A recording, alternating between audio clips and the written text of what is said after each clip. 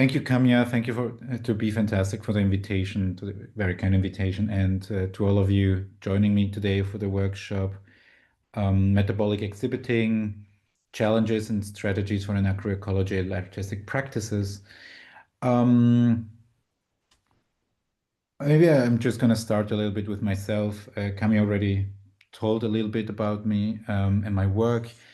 And I am mostly curious what the exhibition is about. Like what is an exhibition, what makes an exhibition an exhibition, and what is ecological about it or what isn't. I love eco art. I love all kinds of projects that try to mediate, they try to work with ecologies, but at the same time, I feel challenged, let's say, by exhibitions that, claim to be transformative, that claim to raise awareness, and in the end, it's a bunch of images of moss or something on the wall.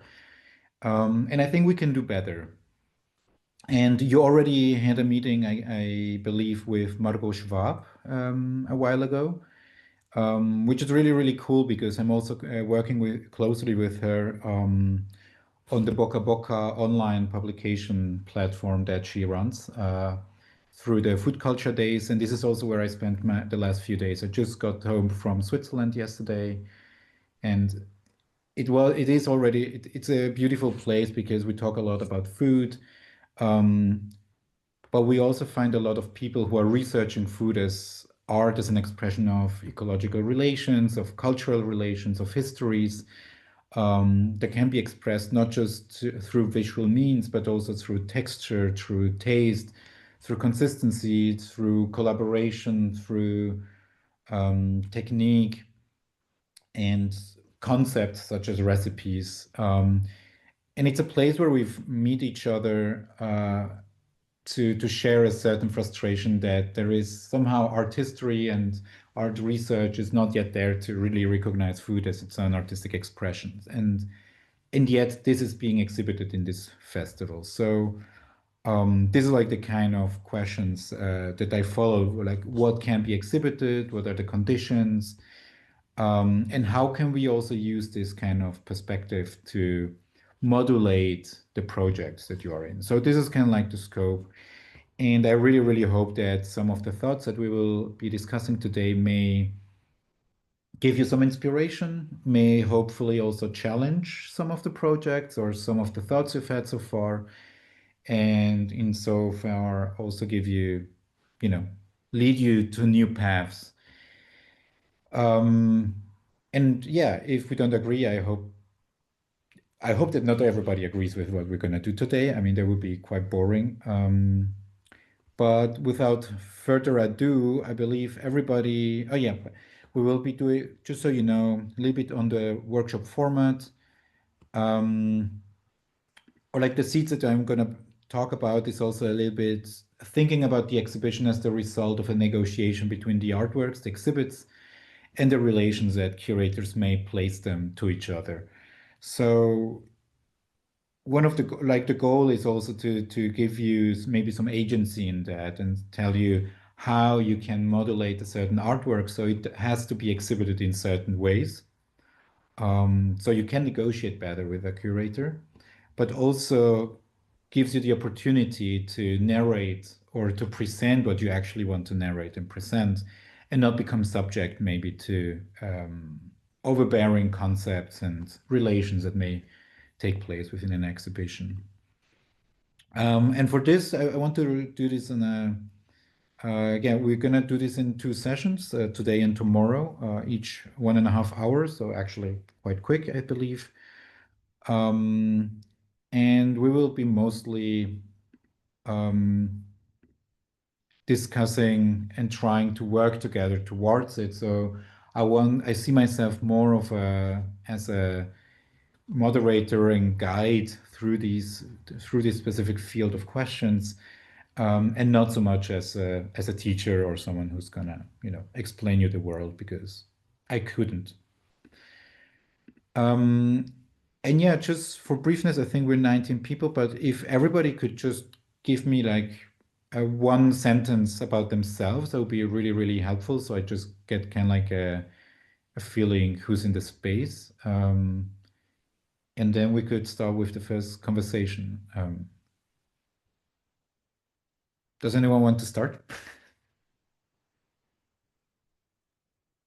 I can. I'm Angelina. I'm originally from India, but living in the Netherlands. I'm an artist and I work on sustainable, circular, and ecological issues. But I also teach and curate and do a lot of things. And I'm reconnecting to my India roots through this program. Cool. Thank you.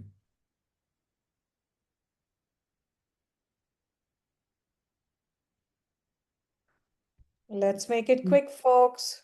I can go next. Hey, I can go next. Okay, go ahead. After you, Chetali. Okay. Hi, I'm Chetali. I am an engineer, educator, and artist. Work on the intersection of all of them and combine them in different ways. Go ahead, Rasagya. Hi, my name is Rasagya. I am a designer. I focus on data and information design, and I try to dabble a bit into data art and try and find insights and make data meaningful. I also like to teach and do a bit of community building as well. I am very far away from food and ecology, which is why I got excited about this program to really be a bit more aware and consider what connections I can make with data. Hi, I'm Aki. I'm a designer and an artist. I'm interested in the intersections of ecology, queerness, and speculation. I also do a bunch of social work, care collective work with queer and trans people.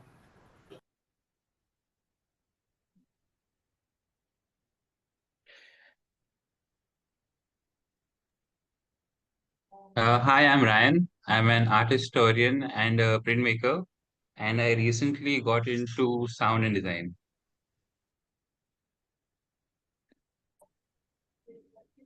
Hi, I'm Swati and I'm based in Bangalore. And I do workshops with women using art as a mode of therapy and empowerment. Thank you. Hi, I'm Rajbir. I work as a documentary filmmaker, specializing in stories where there's a connection with nature and land and human stories. And interestingly, this is my first foray into exhibiting storytelling in different formats using technology. Thank you.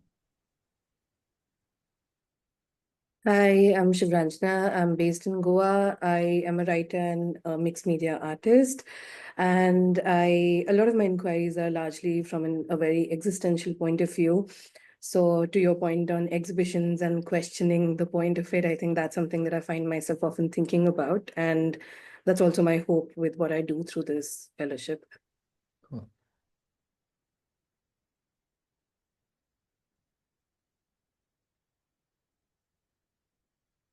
Hi, I'm Supriyo. I'm based in Bangalore and I'm an artist majorly focusing on ecology, urban ecology, and I do site-specific works, and at the same time I try to find new material, natural material to make my work. So I'm interested in making things while doing the research on site. And as well as I teach in design schools and art schools, so I'm interested in art education or design education as well. Thank you.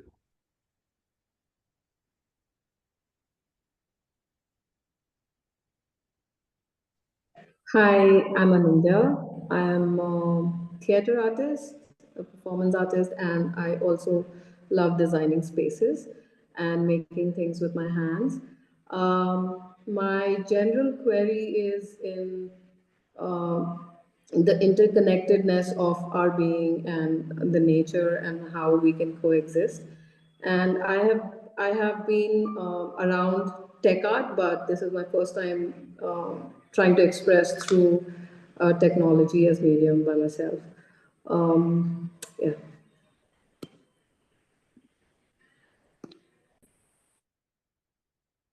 Hi, I'm Shelza. I work across domains, and in the arts, I worked in arts programming, museums, and museum outreach, primarily educational outreach. I really enjoy play as a mode, and I like seeing it within game as a format, and exhibition which is designed to a playful mode as a format. So I'm really looking to kind of see what kind of feedbacks happen, and if there are any game interactions that some of my colleagues present.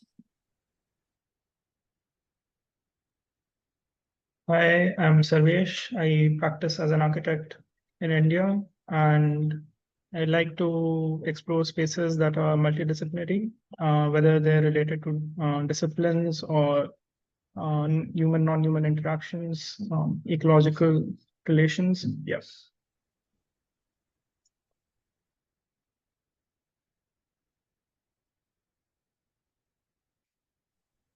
So, I'm Garima. I'm a researcher and maker. I'm also an art educator. My research is mostly on sort of our digital lives and tech policy, tech accountability. And then I mostly like to work, at least as an arts practice, with much more tangible things. So for me, this program is an interesting way to sort of think of moving my arts practice beyond or including the tangible with something that can be experienced, at least in the creation, in the non-physical, and so that's interesting for me. Yeah, so I'm looking forward to the critiques and the feedback too. cool. Thank you. Is anyone missing or? I'll quickly go. I'm Shreni. I work as a designer and I'm an artist and photographer. I work with Abhishek, who's right here, so I'll throw it to him. Hi, I'm Abhishek. I'm an engineer, recently turned creative technologist, and mostly my work has been with interactive installations.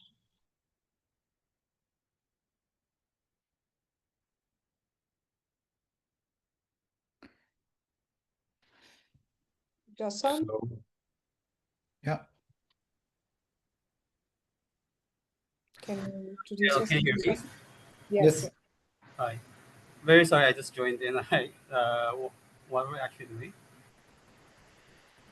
Just giving a quick, brief introduction about yourself, maybe what you hope from the workshop, and then we'll start with the first engagement. Okay, sure. Okay, so yes, hi. So I'm Jason. Currently right now I'm working as a freelance creative technologist, and I do a lot of like tinkering with especially open source softwares and such. Mostly related to some open source AI tools and everything. So I'm kind of like looking forward to the session today. Wonderful. So I believe, thank you all for the brief introduction. And I believe that everybody has access to the Miro board, right? Yes, they all have access to the Miro board. And maybe you have already found you're already gathering around the metabolic exhibiting field. And then you will find the largest one, which is this, which has the 3 exercises on them. And this is where I want us to collect some of the conversations that we have. So maybe we will do some of the breakout groups soon.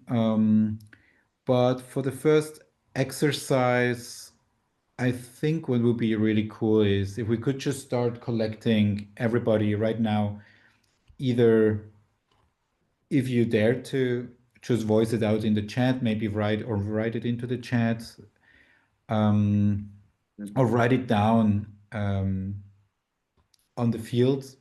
But what I would like to collect is what objects do you believe can be exhibited? Like there are things that cannot be exhibited, like what, for example, let's say nothing. How do you exhibit nothing? It's going to be quite complex, right? There is always some kind of relationship that you build up that is already more than nothing. it's also the question, can we really exhibit, for example, a full mountain or an ocean?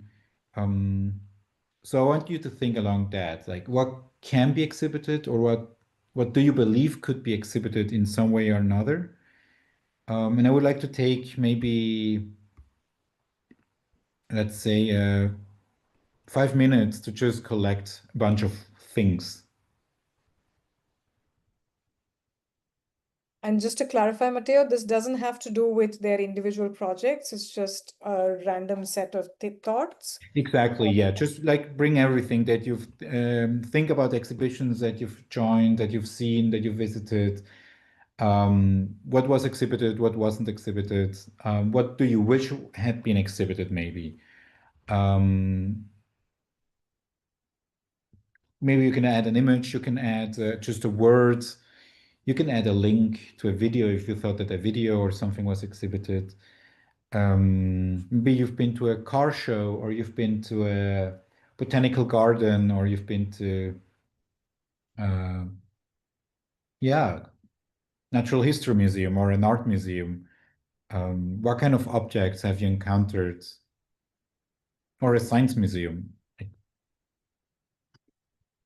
So yeah, there is a space with a circle. So if you can put all your thoughts into that space, that would be great.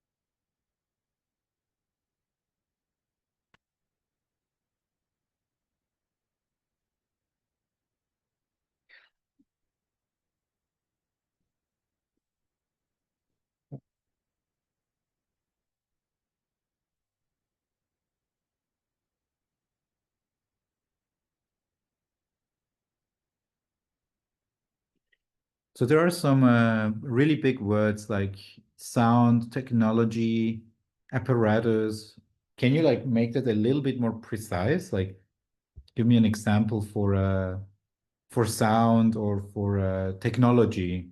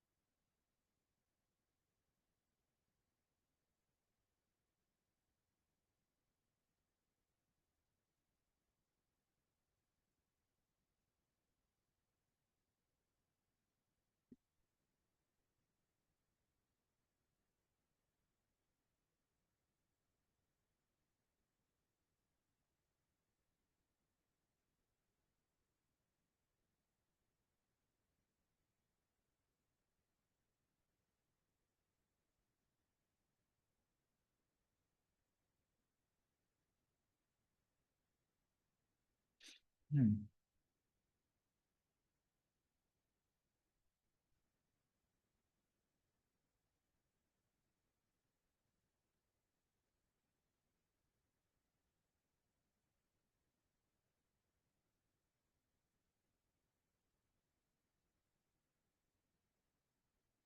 Hmm.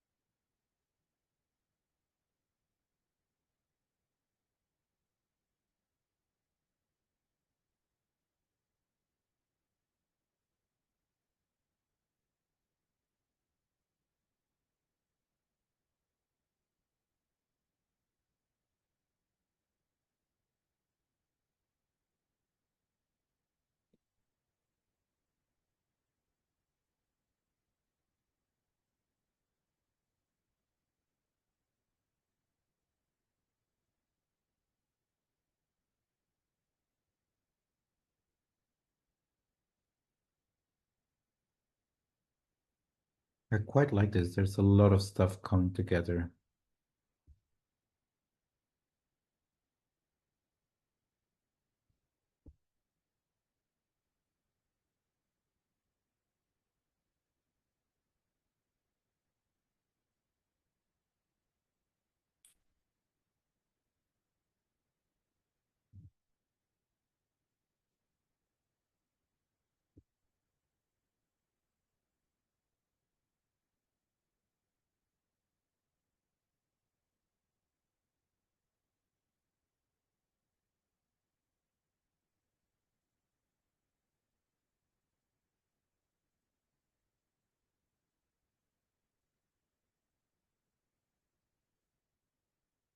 So let's say like one last minute, because there's a lot of stuff coming together, which I really, really like. And then we can continue with the conversation.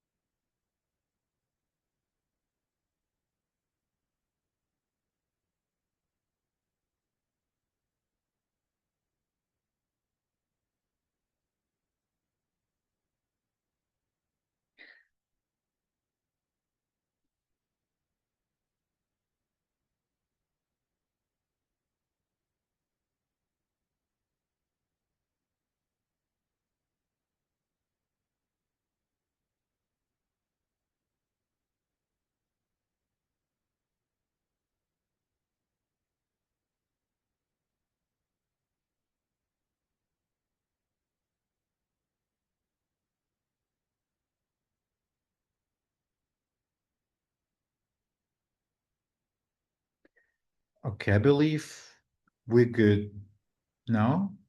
Just finish whatever you're writing at the moment or contributing, and then come together.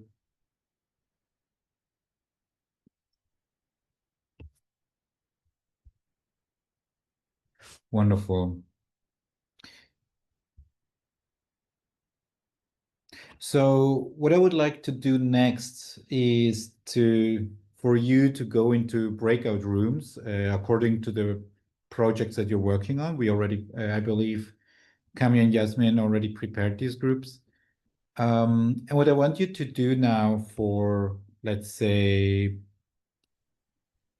10 minutes will be to discuss within the group, what do these objects that we just collected share? What are the characteristics that all of them have? Like, what does that make them exhibitable? And how could we frame that in a more universal terminology that is not just applicable to the specific example? Is that question clear? Can you give us an example, maybe?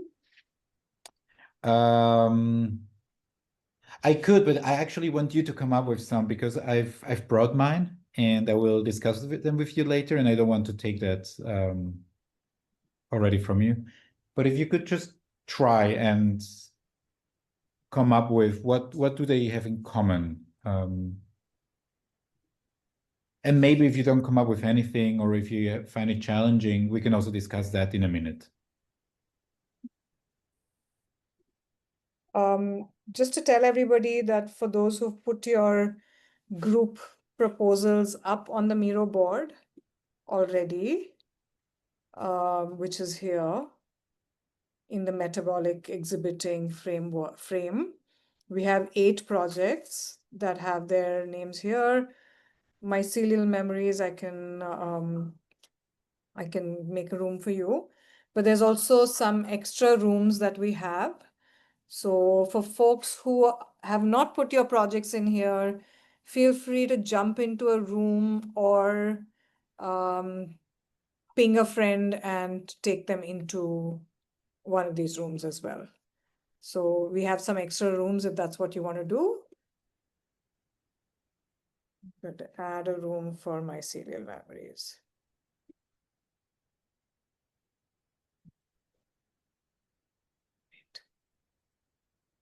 Okay. And the rooms are open.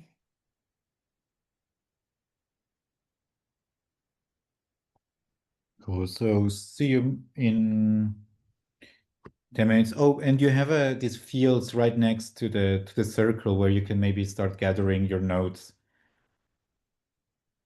Okay, so here is where we'd like them to gather notes. Yeah, just what do you collect in the next 10 minutes? Maybe just try to bring that together. Just clarifying, Mateo, that we're talking about what makes these objects exhibitable, Yes. and not really like objects we want to exhibit. Yeah, okay. Yeah, just that. So characteristics of exhibitability.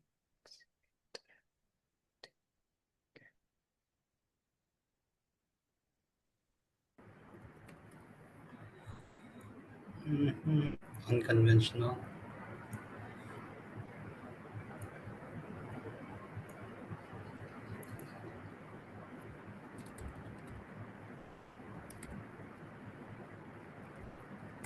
Are we going to do the same thing tomorrow as well?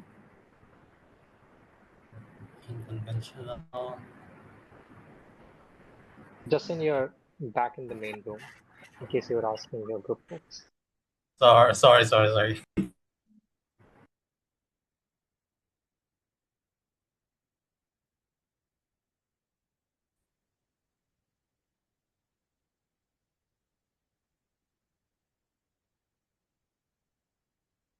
Okay, are we ready? I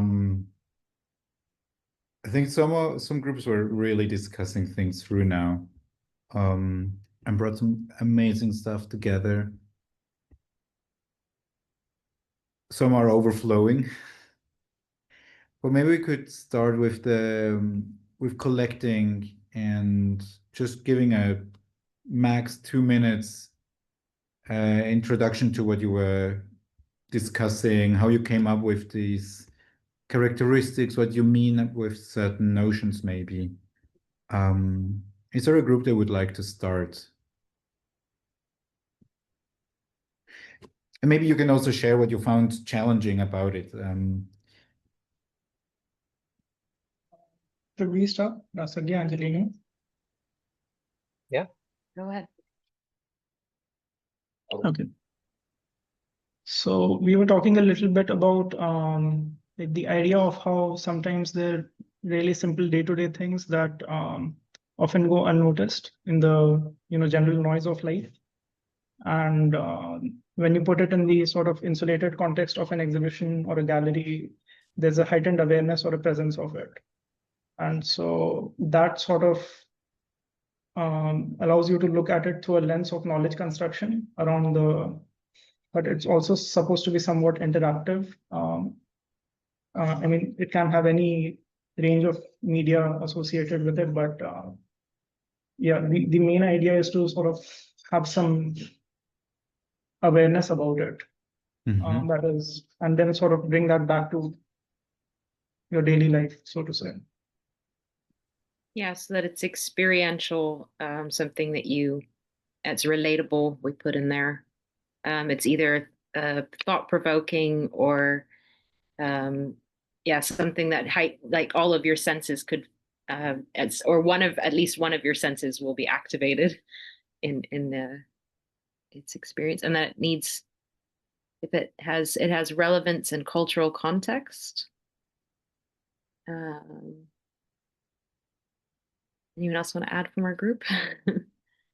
We put a lot of stuff in there. Yeah, we were just talking also about how there's like the process of situating something within a gallery or an exhibition can often involve hiding a lot of things. So so that something comes to the foreground very consciously, and that in itself can sometimes be a violent process. So I mean, knowledge construction in and of itself can have a tendency for violence, but it's supposed to be provocative, so to say. On some It also perhaps gives it the importance that it then becomes archived as a part of history and knowledge by having it in the space as well. Mm-hmm. I think one last bit that we didn't talk so much is this idea of what is hidden bringing to the foreground versus something that is always explicit and obvious. So that might also make something more exhibitable versus less. Mm-hmm. Cool. Yeah, sounds great. The next, who wants to share next? This is what we caught in the nets. So we started pretty much thinking like very much just what is the characteristics of those objects? What is it that is making them exhibitable? And so that for most of them, they're tangible. So again, similar to this group, what is it like? It can be either seen, heard, and possibly touched or tasted, though that's not really encouraged in these settings. But there are things that we know about, things that are maybe familiar.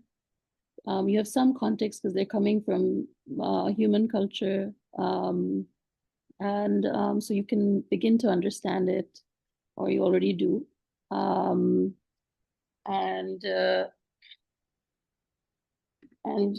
then we sort of talked a little bit about sort of the context that they've been sort of removed from, and how that's part of the process of an exhibition is to create that storytelling element. You've removed something from its original context and given it this purpose. Sure, sorry, I just started my video.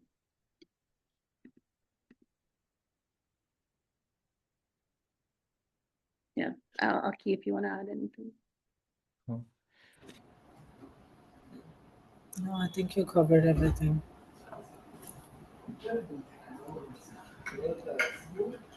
Cool. It's all of them have like some point of entry.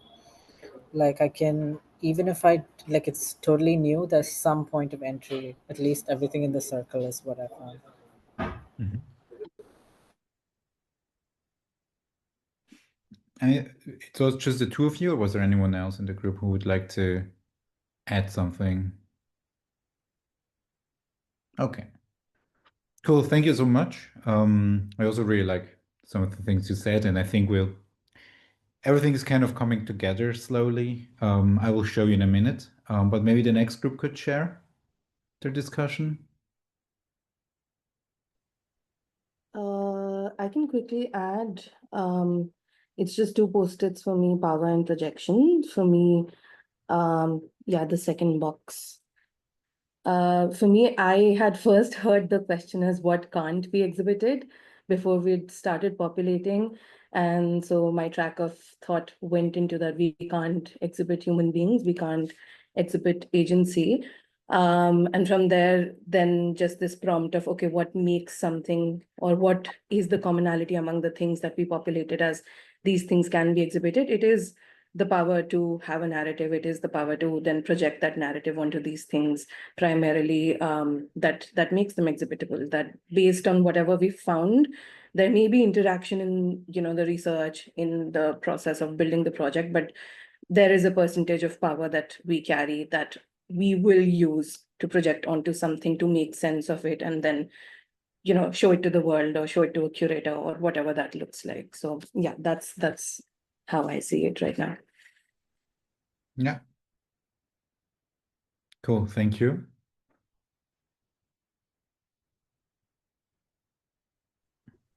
I can go for Pola. Please.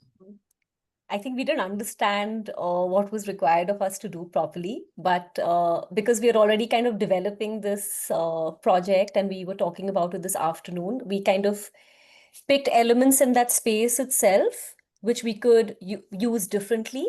So we have something like a talking vessel. So we're basically giving a character to an object so it can tell its own story.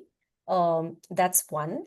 We also have a vessel of memory. So there was a process in the cooking of the pulao where you have to kind of you have to seal the dish with a dum.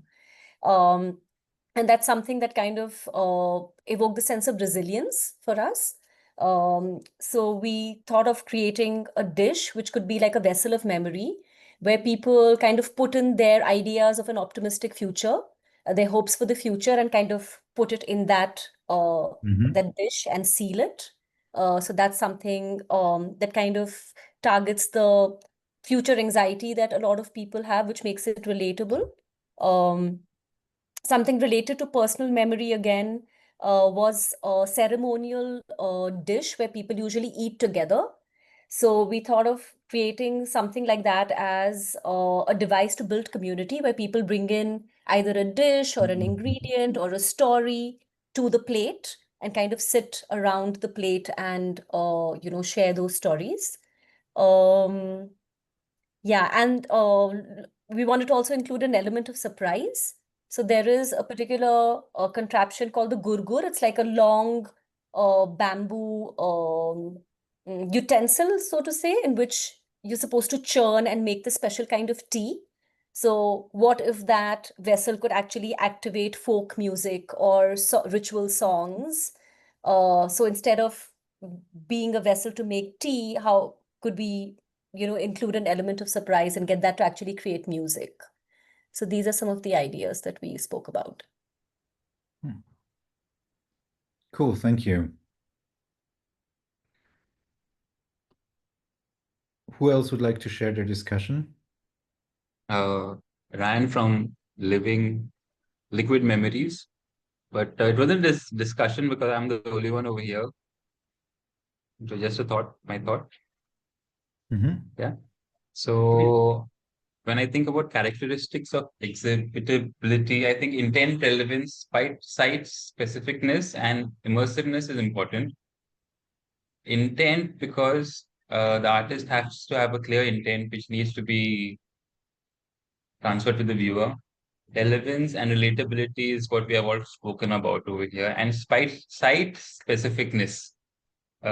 I intend art to be site specific. Like if you're talking about a river somewhere over here, the artwork should also be displayed over there before being taken to a white space gallery. Maybe the community should see what work we are doing over there for them.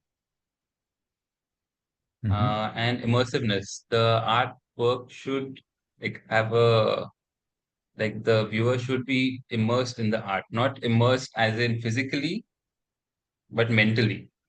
Yeah. You should think about it, like whatever the artwork is there, it should not be stopped over there. You should go back home and think about what he saw or what they saw. Yeah. Cool. Thank you. Yeah. Anything else?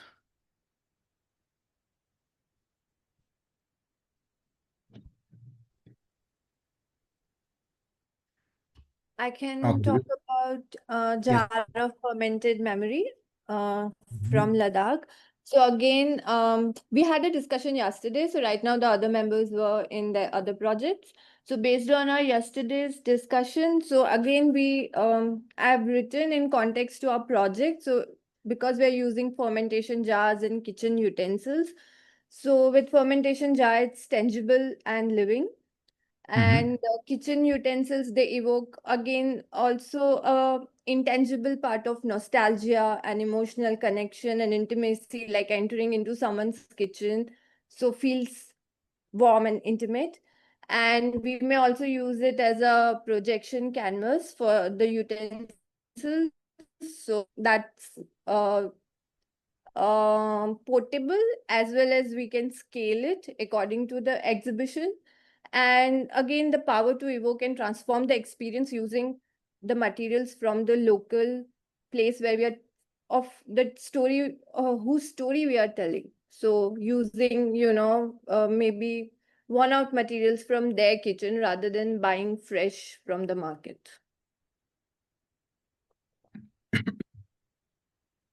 Cool, thank you. I think that's all. Well, I'm not sure, but I would like to continue because we only have more or less half an hour left.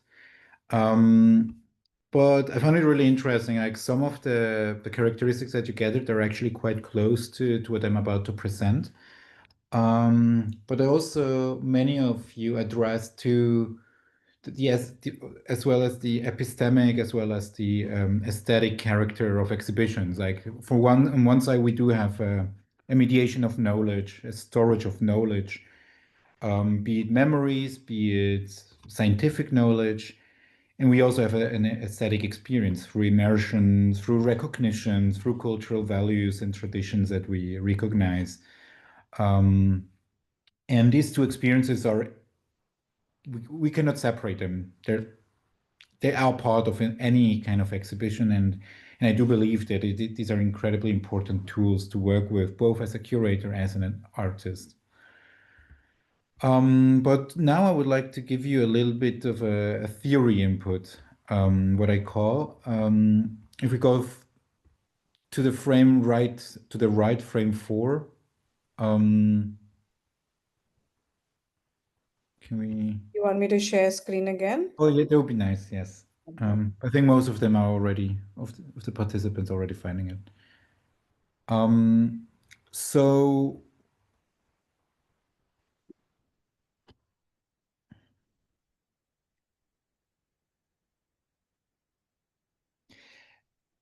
what I'm sharing here is not something I have developed.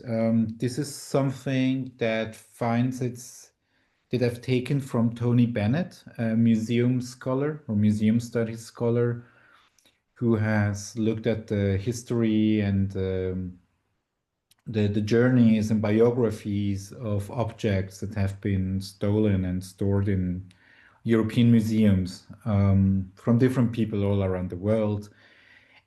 And he has wondered, like, what kind of characteristics do these objects need to have to end up in a museum? And he himself calls these things museum things for being able to enter such a museum. And but he bases these things on, or like these characteristics on immutable mobiles, which is a term that was developed by Bruno Latour, the French philosopher and anthropologist of science. And he himself was more curious what kind of objects can enter a laboratory, like what can be observed within a scientific setting or environment. And these are the 5 characteristics that Bruno Latour came up with for these immutable mobiles, or for these knowledge objects, and that can be also applied to the exhibitability of things. And I will just briefly take you through them before also giving you my personal critique or thoughts on them that I've been developing throughout my PhD. And the first one, these things are mobile. They can be displaced from their original physical space or cultural context and placed in another. It's very simple. Like, you can take it out of nature, you can take it out of a village, out of a building, be it a castle, be it a temple of some sorts, and then you can place it into a museum, you can place it in a laboratory, in an archive, and store it. Or you can even lend something from one museum and give it to another museum at the other end of the world to be exhibited. Yeah. And then the second characteristic that he comes up with is the immutability. So it means that these objects do not change. So they are preserved in their original state. So especially when it comes to cultural objects, I'm sure all of you have come across some notions of conservation and restoration. And this is basically what this means, that these things are kept in a certain state. And I believe someone mentioned that many objects are tangible and that you can actually touch them, but it is not encouraged in a museum. And that is very true. And the reason is also to keep them as they are, to keep this status. And I believe this is something that becomes very interesting to think about when it comes down to stuff like conceptual art. Like when we think about conceptual art, many or performance art, many of these things do actually change through time. So they are not necessarily immutable. But both in conceptual art and performance art as one expression thereof, what is actually the materiality of the object is not the material that is being witnessed, but the concept behind it. And when you look at an object that is, or a conceptual art piece, even though it changes through time, the original concept will remain the same throughout the exhibition and remain immutable in that sense. And if you change that concept, it will cease to be the same artwork. And it might even cease to be an artwork at all. But if you repeat the same object or the same concept in another setting, in another museum, in another exhibition, you will have you will continue to have the same artwork. And then the next one would be it is readable, so it is accessible to interpretation. So this is again like it's using a certain cultural language that you can recognize as part of the audience. It is something that can be interpreted, it can be sensed, maybe felt, it may generate some emotions, it may trigger a memory, but it is something that is recognizable for each subject that is standing in front of it, so each and any other visitor. And then the fourth, it might sound a bit, you know, how do you say? Yeah, doubling down, but there is a presentability. And in the context of the laboratory, what Bruno Latour means, it's that it's not something that only you can witness as an individual, but it is something that you can share with other scientists. And the same goes with objects in the museum. They need to be presentable. They need to be something that you can also exhibit or present to other visitors, to other humans. It is not something that you dreamt maybe, and then you can't share the dream itself. Maybe you can narrate it, you can share elements of it, but you won't be able to share the very experience of the dream with someone else. And then finally, they need to be combinable. So in a laboratory, it's very simple. You can combine a plant and a chemical and see what happens. So they need, you can create new knowledge through that. And the same goes for an exhibition. So you can combine two artworks or two exhibits in one exhibition, and suddenly they interact with each other. You have a certain experience, a certain set of knowledge that is being presented. And this is what Tony Bennett generally argues is necessary for something to be exhibitable. I personally am not quite content with it. So specifically with the mobility part and the immutability part. That means that I'm pretty sure that we can exhibit things that are immobile. I'm thinking a lot about, for example, land artwork. I'm thinking about lots of archaeological sites around the world that stand in very specific relation to their environment.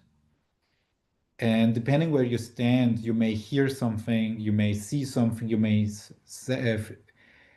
smell something, and they will guide your senses to the environment and through that exhibit an environment to you. So I do not think that there's a necessity for mobility. And then also, I do not believe that they need to be immutable. I do believe that that we should be able to exhibit something that is mutable without having this conceptual restraint of being continuing to be the same, as I mentioned in the example before. So this is like where I believe that most of exhibitions and most of exhibition making actually ceases to be ecological. Because when we think about ecologies, these are very dynamic processes, right? And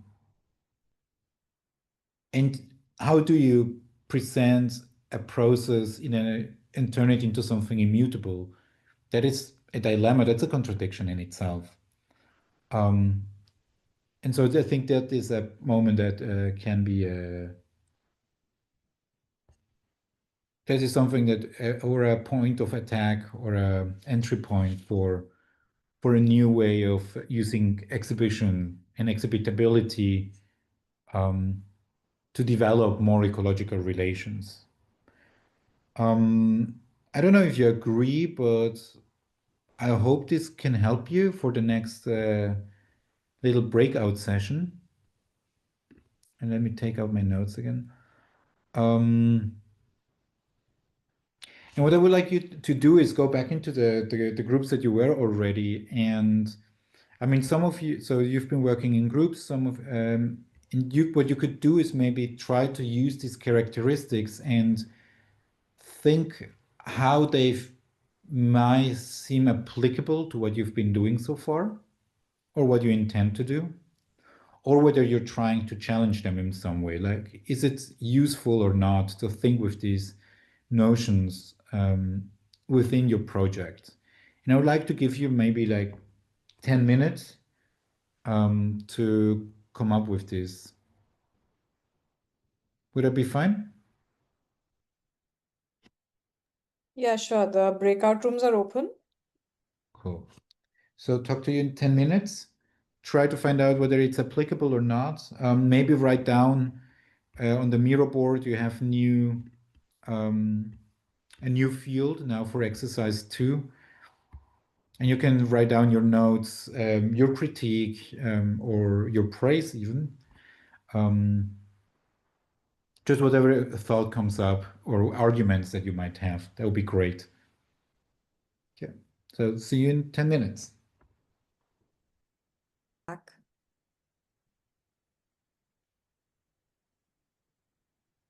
Yes, so my group members have been, I think, in talking because yesterday we had a detailed discussion. So I think now giving time to other.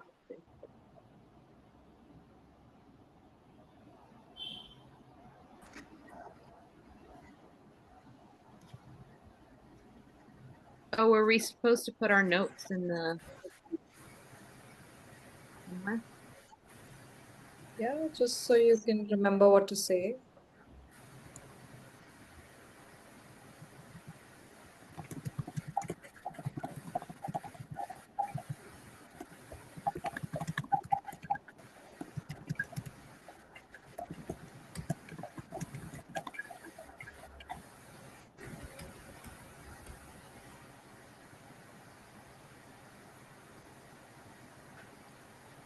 Should we start our discussion again?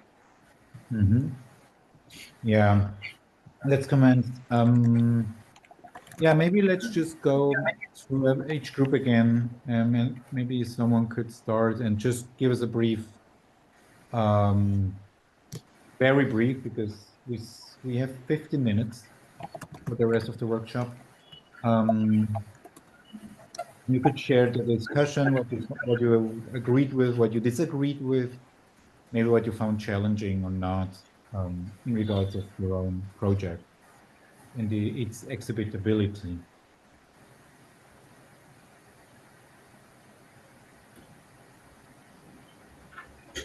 Who'd like to go first?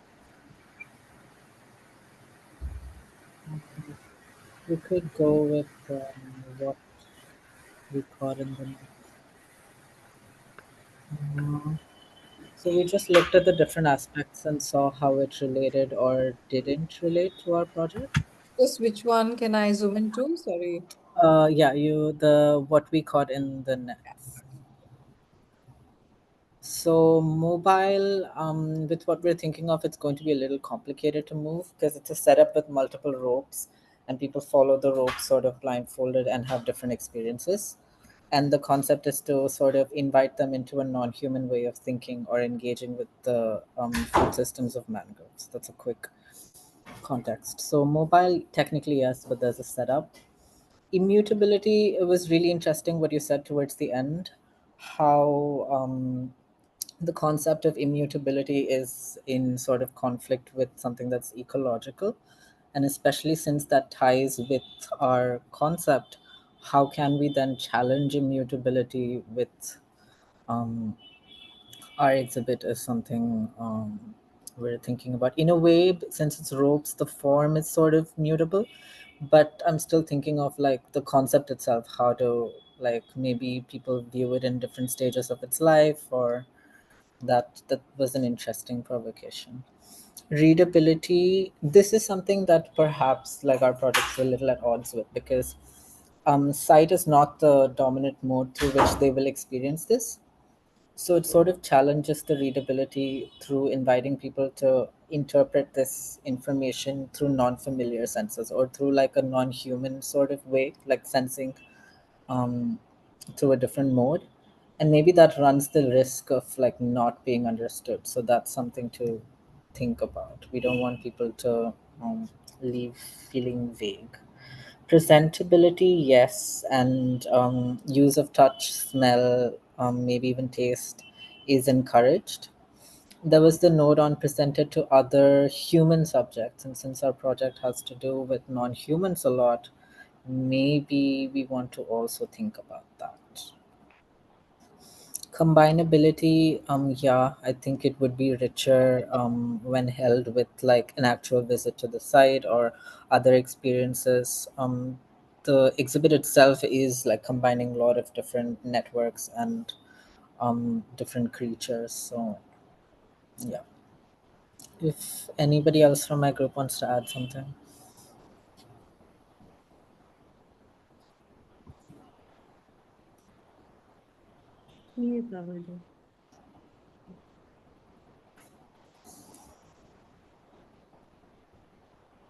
Cool.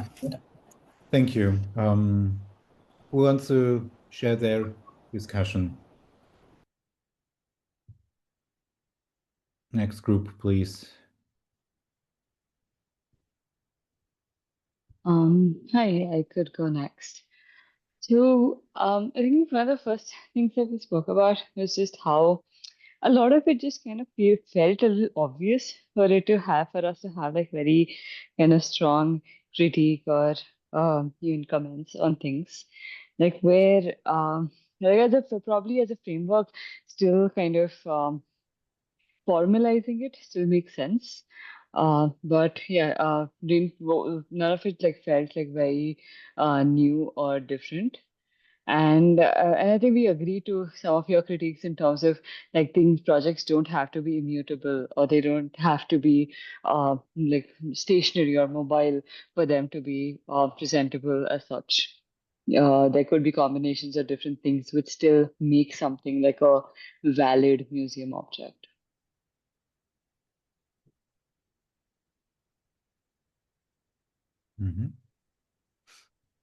Thank you very much. Anyone wants to add from the group or?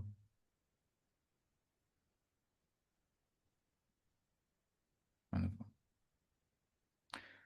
Okay, so next group then, please.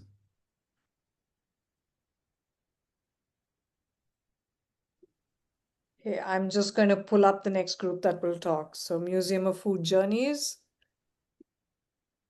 Parvesh, go for it. And Shailesha, come on. You guys said it really nice.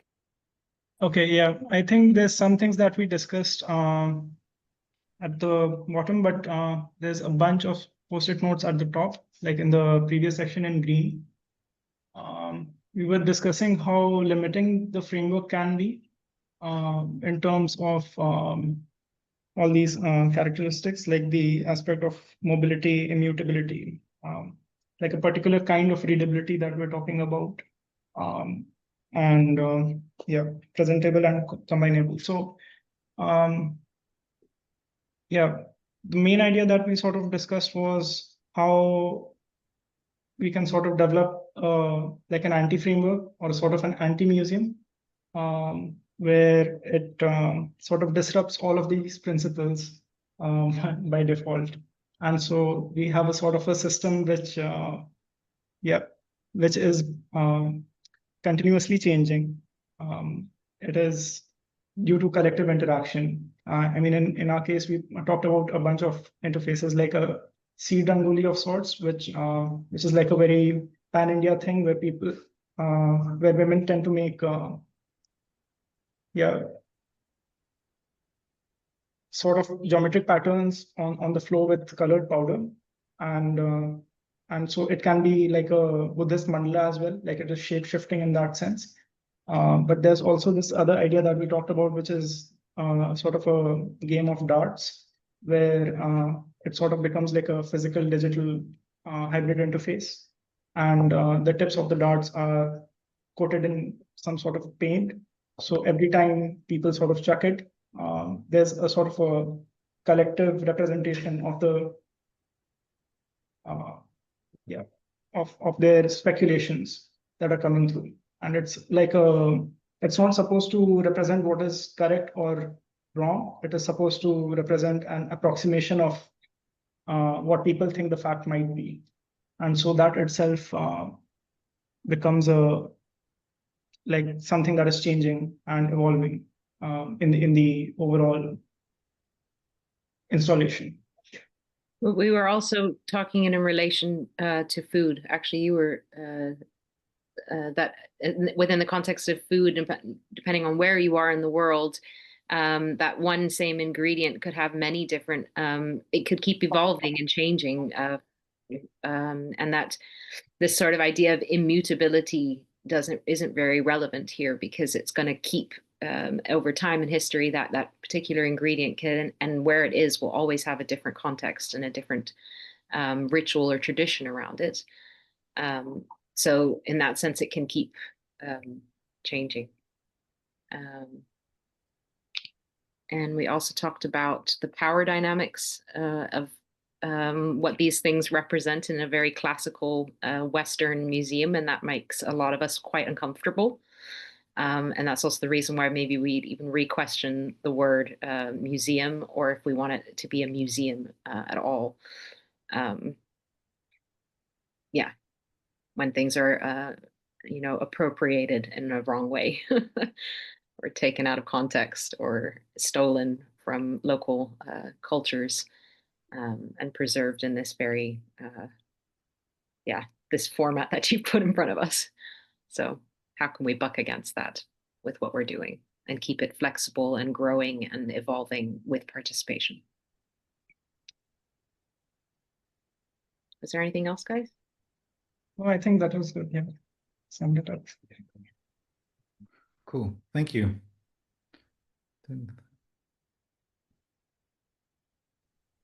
Liquid memory. Yeah, hi.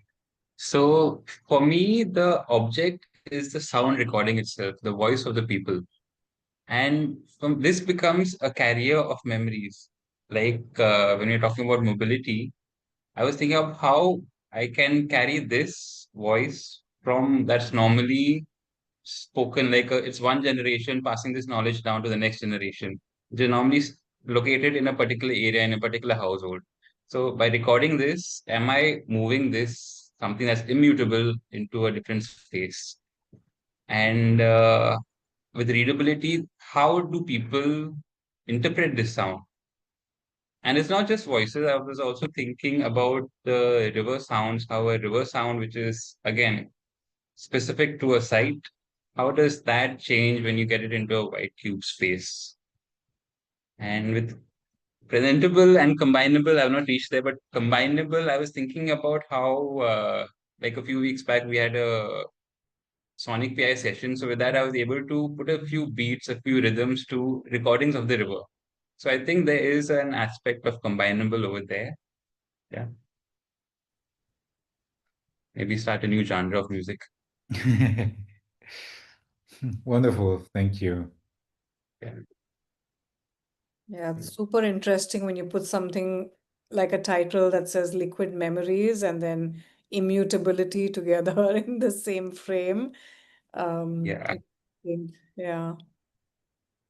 Jar of fermented memory. So the projection can be mobile because we'll be using objects and doing projection mapping. So yes, it's portable.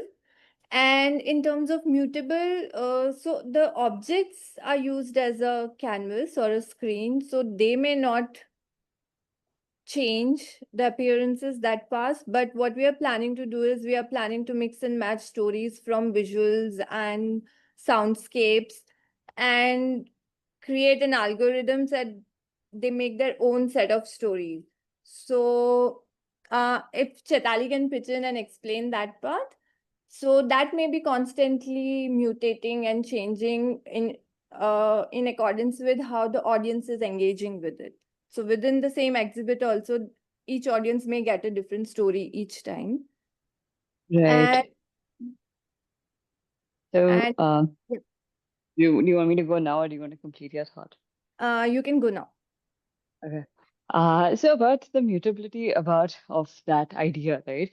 It's like I was thinking about it, and it's still the same algorithm as such, still the same process. One of the things that we are planning to do though is to get inputs from the people themselves if they want to share some stories, and then those kind of get added to our archive of stories that we are using to create these mixed and matched stories from. So as more and more people interact with it, the output changes.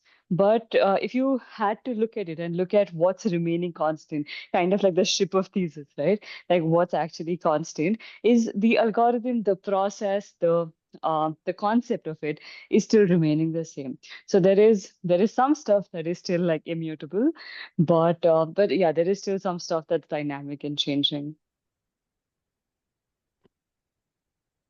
And for readable, again, open to the interpretation of how and what is evoked in each of the audience members, because these are food stories. So what memory gets evoked in them with the kind of ingredients or the color or the texture of the food that they are engaging with in terms of visuals or sounds. So that's open to interpretation. And presentable in terms of, yes, it can be engaged in different ways through the different senses. So yes, presentable in that sense. Thank you. Thank you. Again, I think it's interesting how immutable has become mutable in this conversation. I think when you're dealing with technology and ecology, immutable is a really hard one to deal with. Yeah. Seeds of tomorrow. Yeah, let's do two more and then. Yeah. I think these are the last ones, right? Seeds of tomorrow and Sense of place we have. yeah. Anybody quickly? Yeah, I can go very quickly. So in terms of mobility, it's similar to some of the other projects where we are thinking to collect. We're thinking of doing community engagement activities to collect all our data, which will kind of be the seed for the final project that we're doing. So that by itself is going to be in a different environment and it's going to be presented hopefully in a different environment. So that by itself makes it quite mobile in nature. In terms of immutability, we were a bit confused because we basically want our exhibit is such that we want it to, like, we want every participant to come in, pick a seat and grow it. So we want it to change. We don't want it to remain as it is. But if we think about it in a technical way, it mostly is going to be digital in nature. There are talks of like maybe doing amphitype workshops or cyanotype workshops so that by like just the chemicals are going to fade over time. But I'm pretty sure that we're probably going to just preserve everything digitally, which is going to, in technical terms, not be live on forever. I don't know if I've misunderstood that or not. In terms of readability, which I interpreted as accessibility, it's something that I hope anyone, even a child, is able to get something out of, because they are going to be the ones that are growing the plant. So it should feel like something that you've done, and the final result, I mean. So which which in my head it means that it will be readable. In terms of presentability, I think like we will offer different levels of engagement depending on your interest with the work. So if you don't want to go back and look at the research, it's available, but yeah, it's as accessible as you want it to be. In terms of combinable, it's currently in its state space agnostic. It's mostly experienced on a device. So I think it should be quite flexible in that. And then we do want it to live on as an experience and not be something that's just an experience that you're having out of a workshop or in a gallery or whatever. So yeah, that's our take on it. Cool. Thank you. Sorry, I don't know if Abhishek wants to add or if we have time. No, I'm good. Let's move on to the. Okay.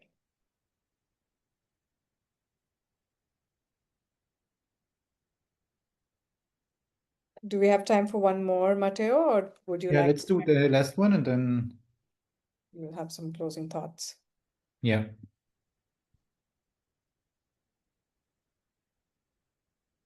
I guess we have both mycelium memories and Asagao. Anybody? We could go quickly. Mycelium memories. Okay, cool. Jason, if you want to quickly go. So, I mean, add. So we thought it will be quite mobile because we want to do a projection on a table, just that wherever we want to do this, the table kind of has to be similar length, or the tabletop has to be similar, the height could vary. And then we have some objects which are quite portable. In terms of immutability, we thought maybe we could use the objects for a long time. They are really tiny objects, but we are also thinking of like adding, like the interaction itself is taking cues from the audience in terms of audio and visual. So it could evolve over a period of time.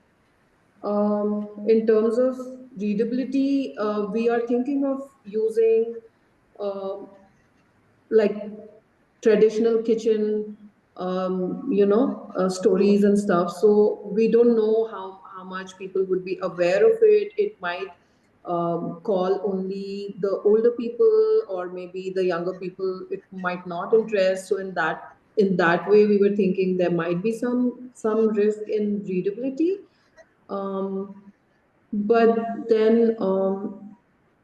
then we are also thinking of certain kinds of engagements which will be visually quite pleasing, might be welcoming to the younger audience also. In terms of presentability, we have thought of quite an elaborate setup, but we are still in work in progress, and um, I think, Jason, if you want to add something here. So basically, presentability, we are trying to like recreate.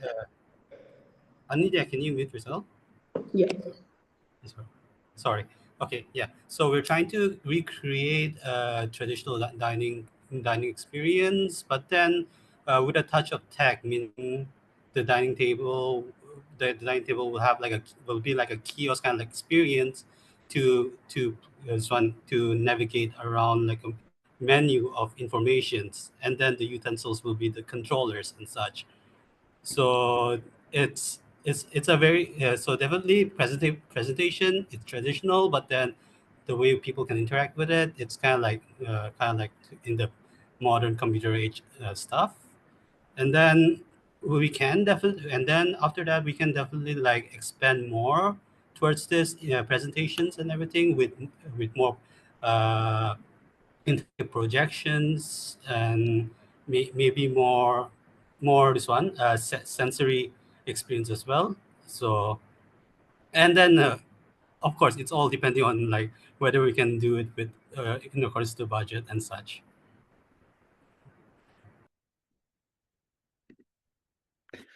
Wonderful, thank you. I would like to start closing now. We're a bit over time. But I think I want to add some points. So first of all, some of you already went ahead and started doing what I actually would like you to do until tomorrow. So I've got a little bit of homework. But that's great. Less work for you, I guess. But I also wanted to maybe add to something that Angelina mentioned also as this feeling uncomfortable maybe with this kind of framework. And I think this is also part of the purpose that Tony Bennett applied, or why he was using this kind of words, because he is trying to critique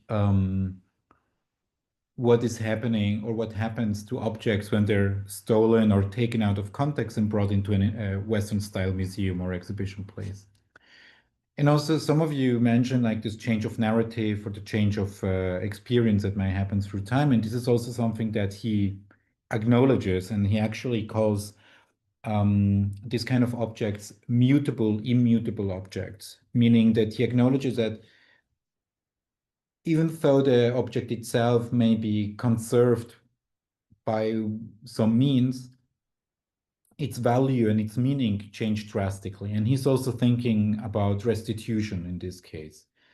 So meaning that some object, for example, I do remember some arrows from Kenya that are stored in a German museum in Frankfurt, in the Weltkulturenmuseum. And, you know, they were stolen and taken out of context. And then 100 years later, the museum tried to give them back. And they were like, what should we do with these? These are arrows. This is a tool. And after hundreds of years, they're rotten. So they're useless. But then again, there's other objects like Congolese masks in a museum in Zurich, in the Riedberg Museum, that were stolen. And originally, these masks were used in a specific ritual, but then left to rot. But now these objects have been stored for over 100 years, and now the same community wants them back. And in this case, the object is not demanded back because they want to use it or let it rot, but actually more about being recognized as a community. And the object is now a carrier of their aspirations as a community, and also their wish to be recognized on an eye level by Swiss society that is holding this object. So it gains much more meaning than just this ritual original use that it had. And yes, I mean, I think like specifically in the terms of tech or food, it's become very important to really think about what is being exhibited. Even though the experience may change, sometimes the very concept does not, right? And so this could be like the programming, this could be the concept. In terms of food, it could be the recipe or the produce. And so what I would like you to do until tomorrow for our next meeting is try to really discuss and come up with specific strategies to fight or to create at least some form of resistance to these 5 characteristics, because I believe that these characteristics are not just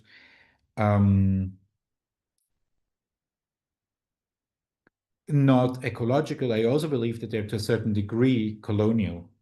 And I do think that that would be great homework, like just what could you do as artists, as authors, to counter this kind of notions or this kind of projections? And maybe also, but you could also come up with, and so I would like you to to each of these for at least 3 characteristics, come up with a counter strategy. And then tomorrow we can discuss how successful they might be or what you can get out of it in your individual practice. Does it sound like a plan? Cool. Hey, thank you a lot for the participation so far. It's been great. It's been also challenging me in a wonderful way to continue thinking about these thoughts, and I can't wait to continue our conversation tomorrow. I wish you all a wonderful evening and rest, and then good work tomorrow. Thank you, Mateo. So everybody, please come back with homework on thoughts. And yeah, thanks for sharing. But Angelina and folks who have a couple of questions, I'm happy to stay back for the next few minutes and answer queries. Thanks, Mateo. See you tomorrow. See you tomorrow. Bye-bye. Bye.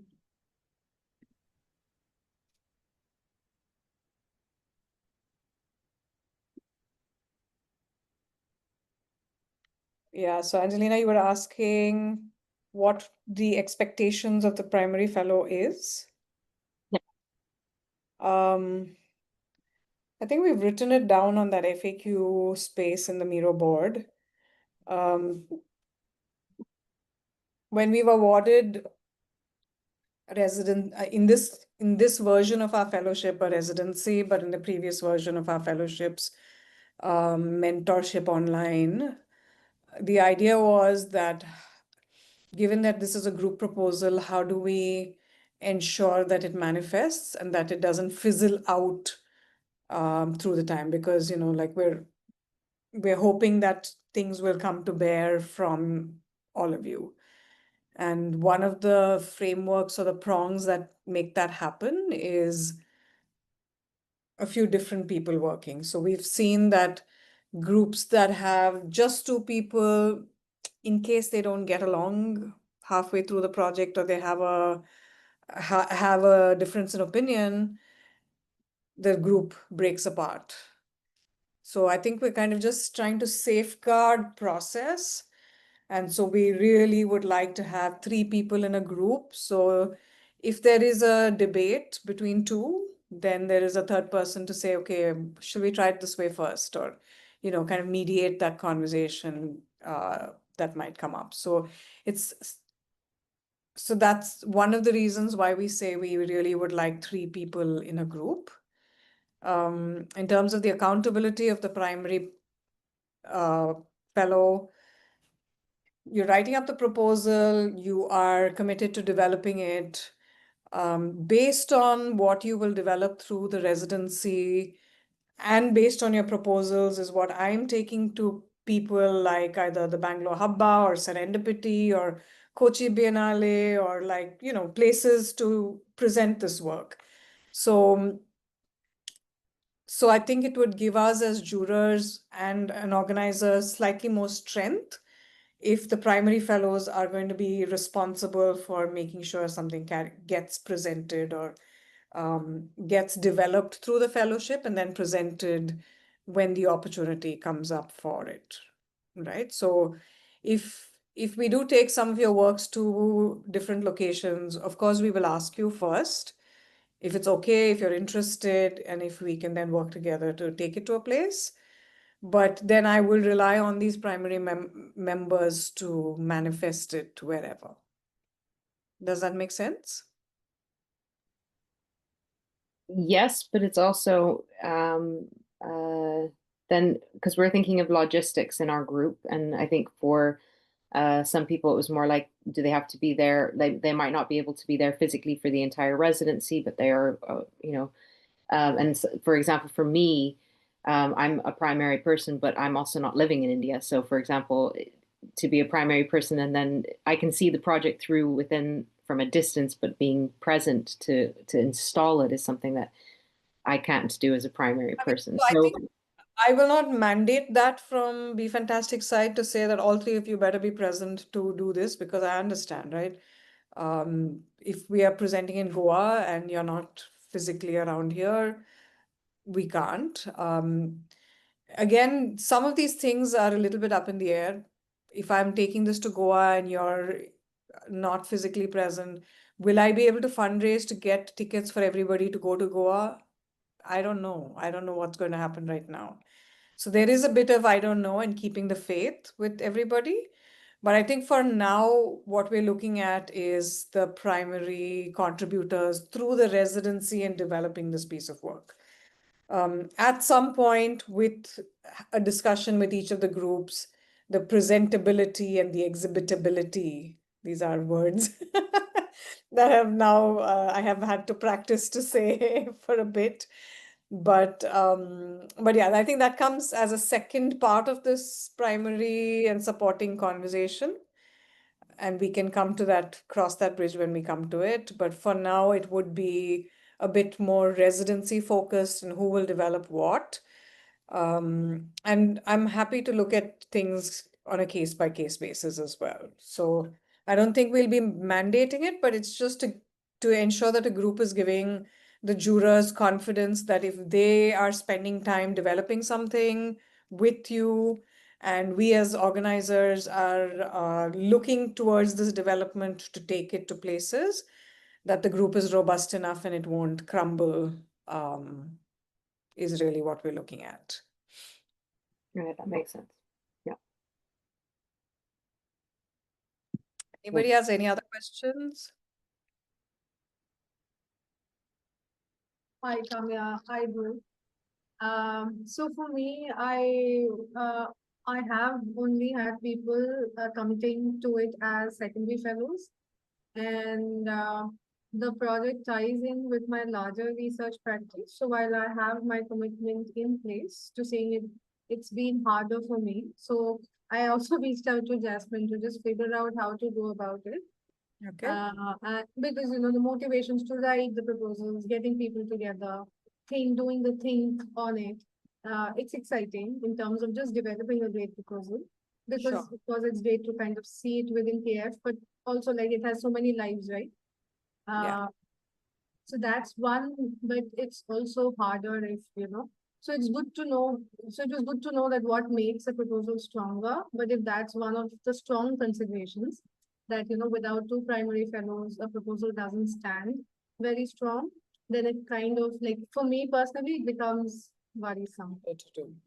I mean, that shouldn't stop you from developing it and putting it forth because we don't know what's going to come out, right? And if there are 6 proposals where the primary fellows are committed, that's different. But if there is one and we are happy to ensure that there's more than that going on. So it's not something that should stop you from developing a proposal. But it's one of the things that we would encourage. I had a second question if I'm not taking anyone else's time. Sure. Because this is a very dynamic way of collaborating, figuring out our so a lot of time what is also happening is that we are giving our time to a group, but but when it's coming closer to the time of submission, things are moving because there are many moving pieces. And like very close to writing when a lot of moving pieces are happening, it can be demotivating for some of us. I don't know, I'm not speaking for anyone else, I'm speaking primarily for myself. I think it's been a little demotivating for me, and some kind of ethics of how we are going about collaborating with each other. What are the ways in which, because at the end of the day, it's a great experience to find like a community of people who are invested in developing ideas from these 4 very relevant lenses. And there are jurors in 3 sites and a festival anchor who's so it's actually a very exciting thing to see and be part of. But like some of those community of practice kind of thing might be helpful because it is actually shifting it's making me feel uneasy, and I will say a little unsafe. I'm sorry about that, but I thought it's better to put out. No, absolutely. Thank you for sharing that. So are we feeling I mean, and this is probably something for the rest of the group also to say, we have noticed in this fellowship that a lot of folks are really interested in many people's ideas and practices and are unable to say, okay, I'm only hanging out with this group and figuring this one out. Is that where you feel it's coming from, Shalza? Are we spreading ourselves too thin as fellows, being in many different pies?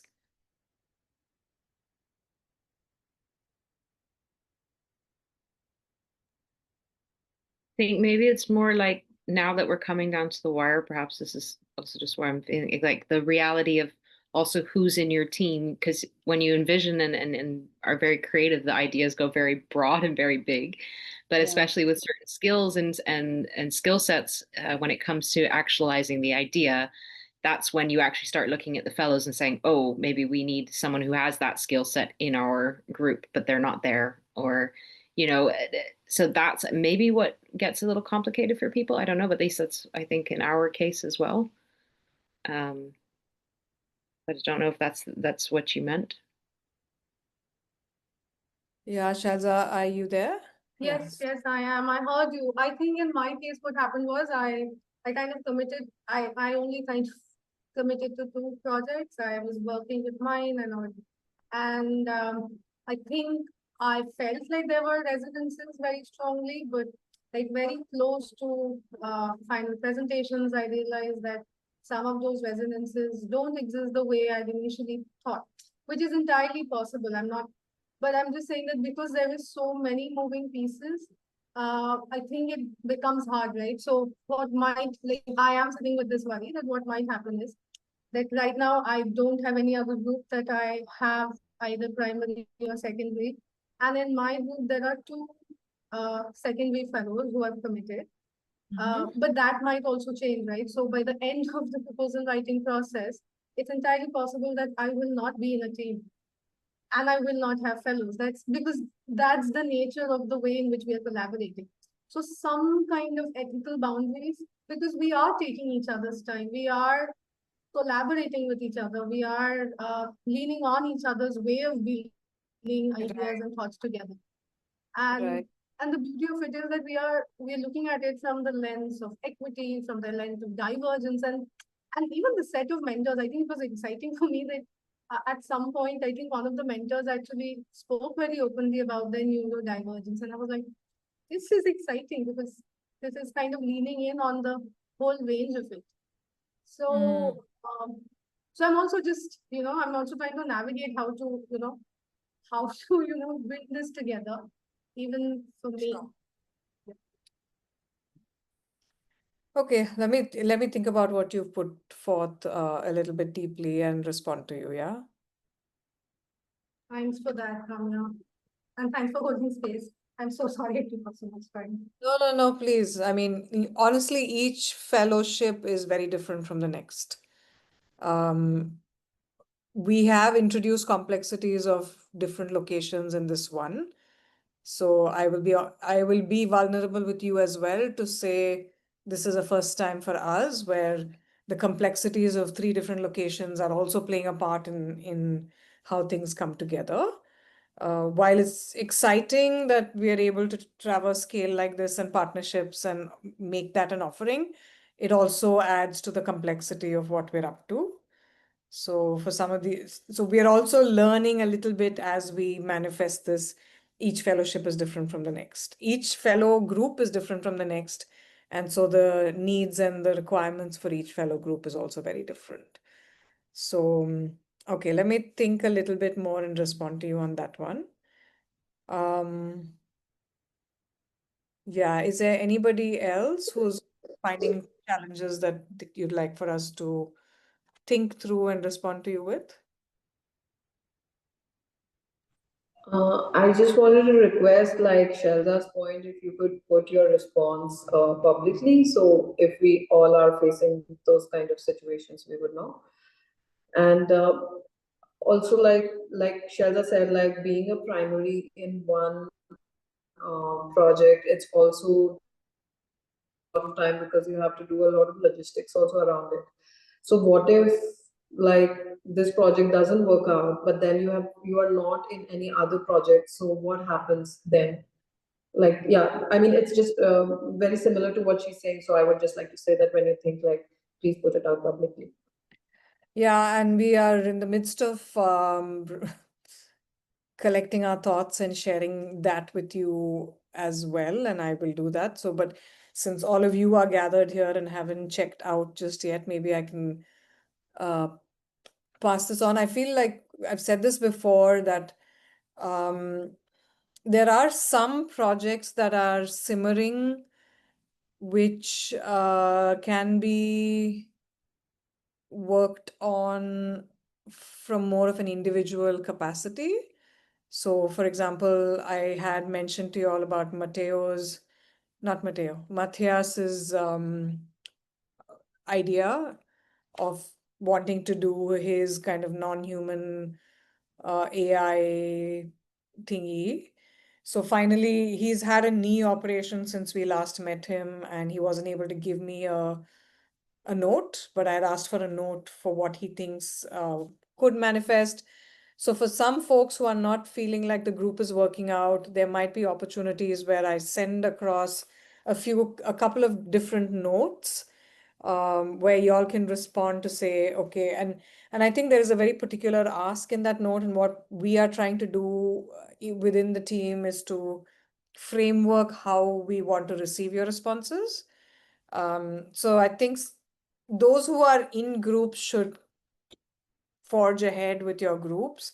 Those who are feeling slightly unsure about the group and where that's going, we will open up some of these possibilities where you work with a mentor. I think Locavore has also sent us a blurb of how they would like some support from people.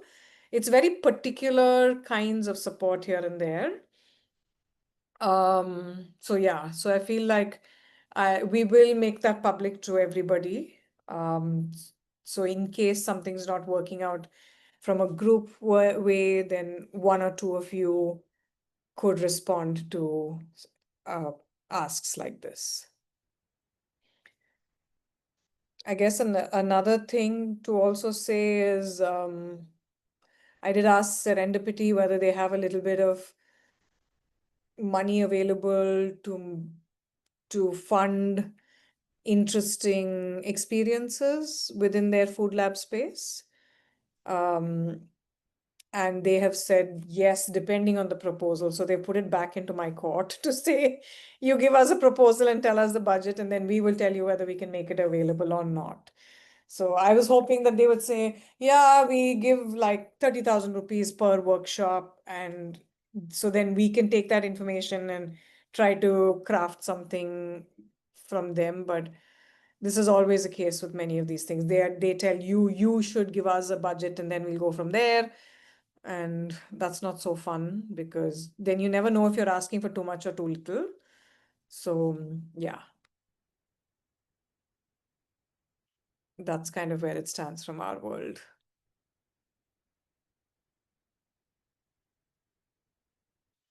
But yeah, typically, Anandya, we do write up all our answers on the Miro board so that everybody has access to it. And an email will come to all of you very shortly to describe particular things that are required or particular skill sets that are required to plug into these opportunities. Yeah. Hey, I had a question related to the first thing you said about the number of primary fellows. I think there are a couple of groups where this has ended up happening, where there's like one primary fellow, and there are a couple of other supporting fellows who are committed and are showing up and doing the work and everything. But just checking in terms of, so if that is a consideration in terms of the selection, if you could break it down into what other, like one thing that you spoke about is just team integrity and making sure the team stays. Now, what are the other specific factors that you're looking for when it comes to a number of primary fellows or team composition, just so that we can like plan for it, mitigate the risks, stuff like that. Just knowing what you're looking for could just help plan that out better. Yeah, I mean, honestly, Chaitali, it is like if the only primary fellow is indisposed for whatever reason, do the supporting fellows feel like they have the agency to go ahead and continue the work? Right. Will the work stop? Mm. Right. So if especially like looking at the board right now, Mm. there are maybe 3 single primary fellows. Right. For whatever reason it may be. If that primary fellow is not able to make it to the residency, do the other 2 feel strong enough to go ahead without you? That's really the Right. question, Okay. right? And so if they don't, then what happens to the project in general? Because we've said no to some other projects to take your project in, and then what happens? So where does that leave the organizers, the mentors who are coming from far away and Right. investing time and energy? So I think that's the point of view one is coming from. I see. Yeah, makes sense. So, I mean, any ideas for how possible ways to mitigate that? Like, I mean, just in the sense of it's an interesting project. Other people are interested, but it's just maybe, as you said, right, people are interested in multiple things, and hence can't really commit as primary to a particular project. Yeah, I mean, maybe what I will, which I have not included so far, but what I might try to do. Oh, the email has already come out to all of you, actually. Maybe one way of doing it from this conversation is to include, I think the proposal that we've requested asks for a work plan with milestones and how you think that makes sense. Will progress. Right. But what I might have to add to that proposal guideline is a sense of a budget. If you were to actualize this piece of work, what is that minimum viable budget that you will require to make? Because then one can take that proposal and start shopping it around with a bunch of festivals and say, this is a possibility. These are the CVs of the artists who will make it happen. And then before the residency starts, can I try to come back to you and say, here's an advance payment. And so we get into a contractual agreement with you all to make sure you commit. Makes sense. Makes sense. So we might have to work out something like that. Yeah, makes sense. So that then it's 3 named people on a contract. Or Right. an agreement, and then you make sure that you deliver because. Understood. Sounds good. Yeah, I think that sounds fair on both ends. Makes sense. Yeah, we could try to think of something like that. Sounds good. Yeah. To be honest, even folks like Locavore, they are excited about working with all of you or working with some of you. But for example, some of their questions were, how do we know these folks? What if we get them on board and then they don't show up to work? Like, is Beer Fantastic responsible for that, or are the individual fellows responsible for it? Who are we managing? Who are we dealing with, right? So these kinds of questions from them are making us think through how are we going to be frameworking it. Because at the end of the day, it is our reputation at stake, and we haven't worked with any of you. But we are kind of keeping the faith and feeling positive. I don't know if we're being naive, but I don't know. I think that's the way we operate. We're tremendously motivated by how all of you have showed up over the last 7-8 weeks, and that's the faith that we keep. And we will. So these are some of the thoughts that we're trying to figure out before we bring it to you. But yeah. I have a question about what sort of support and help we can get from the mentors. Is it just advice, or is it, for example, if we want to develop something, we don't have the skill set, but they do, could we approach them and say, hey, would you be interested in developing this part for our project? It would really help knowing what the flexibility or boundaries are, so that we can critique, like specifically say, hey, I don't, this person can help us with this, or at least if we can approach those kind of questions, because then we can be more clear beforehand about what we want to request from the mentors. The mentors will give us time during the residency. So if you want them to make something, like let's say you want Jonathan to make something in Goa, and he has the skills to do it, so from 1st to 10th, we've got Jonathan's time in Goa to be physically and mentally present for the fellows.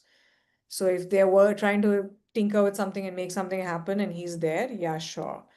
Will he be a collaborator on a piece of work? No, because once he leaves after that 10 days back to Goa, then it's only, I think, 2 hours of online time for a feedback session twice. So probably a total of 4 hours of online time.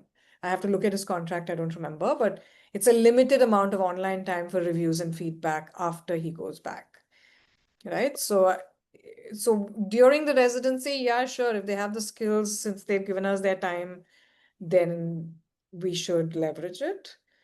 But yeah, I don't think beyond the residency, it's going to still go back to an online framework with very specific number of committed hours. Okay, so then that's also depends on the mentor that is in the physical residency at the space as well. Yeah. Okay, that's good to know. Thanks. Yeah. I want to ask specific to Ladakh because we said that there is only space for 4 at Pale House. Mhm. And if you're talking 3 primary members per project, so then there's only space for almost just 1 project. So then is that it? Like only 1 project gets selected for the later agency, or?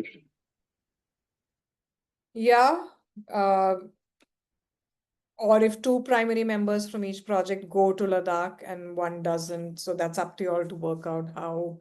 So I guess it depends on the idea. One can't say only 1 project will be selected, because if, like Chaitali, who has a group of supporting members but is the primary, yeah, it's really hard to answer and say only 1 will go, because the combinations that are emerging, we don't yet know.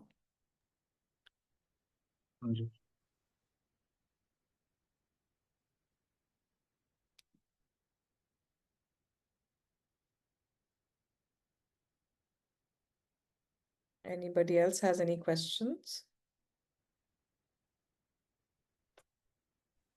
Is there any specific number of projects that like you're planning to select, or it depends on the project and the quality of It depends on the project and the quality. I think, again, this is answered in the Miro board as well, where for Goa and Bangalore, since the fellowship is not committing to residential space, mentors can accommodate up to 3 projects.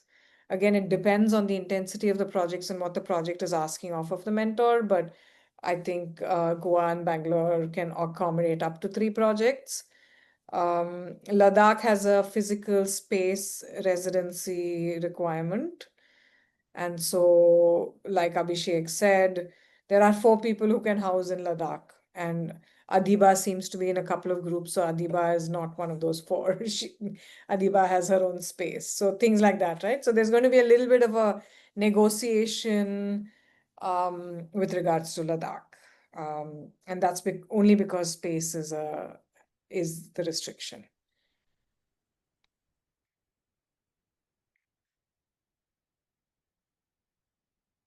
Does that help, Supriyo?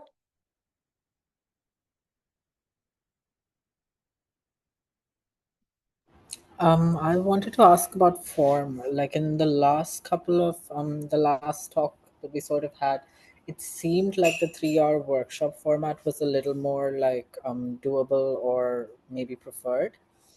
But then I want to know if that's changed or if I got the wrong idea about that, and if there is any kind of forms that you'd encourage us to go towards. Yeah. I'm so sorry to do this to y'all, but it's such a chicken and an egg situation. I don't know. Yeah, I get I it. spoke with Bangalore Habba and I said, oh, we have these great fellows, they're doing some amazing work. When can I tell you that if I have an installation that's really interesting that we should do? And they were like, yeah, you should tell us as soon as you get the proposals, send the installations our way. If it fits with the team, and they're not telling what the team is yet, we can always see how to incorporate it. Right? So again, if I can be totally honest with you all, last time we ran this fellowship, we had a really big grant from the British Council. And within the pitch for that grant, I had said, this is the fellowship component, and then this is the festival component. So I had a kitty of money I could offer my fellows for the final outcome, which we knew was a festival even before we started the fellowship. Things have been really hard for the last 1.5 years, where we were able to align partnerships, which has made this fellowship possible till now. But we have not been able to align grants that give us that can easily allocate money to everybody. Right? So that is the drawback of this time's fellowship. I have to say I've been absolutely heartwarmed by the kinds of partnerships that have just come in. And after these partnerships came, and when we didn't have a kitty of money, the dilemma was, do we go ahead or do we say, okay, we're waiting for money to drop? And we took the chance of saying, let's just go ahead. Because the mentors have said yes, like from A3 to, Shruti, Uni Krishna, to folks are saying, yeah, we'll do it. Don't worry. Let's do it. Right. So the energy was just so good that we said, okay, let's do it and we'll figure this out later. So a lot of the angst some of you are facing comes from that lack of framework. If I have 1 lakh rupees to do an installation with, I can manifest it. I know how to respond to that, or you as fellows will know how to respond to that. So that's, I think, currently the problem, but it's a problem that's larger than what we are able to manage with. You know what I mean? So for this fellowship, I have gone with human capacity. I was like, okay, if we have this many mentors assembled, let's just go see what happens. And I have to say, with all of you applying and sticking through this really long 7-8 weeks of hanging out online, this is what it's telling me. Like, look at the human energy that is being invested in enthusiastic. And so if I can be again honest, I'm keeping the faith.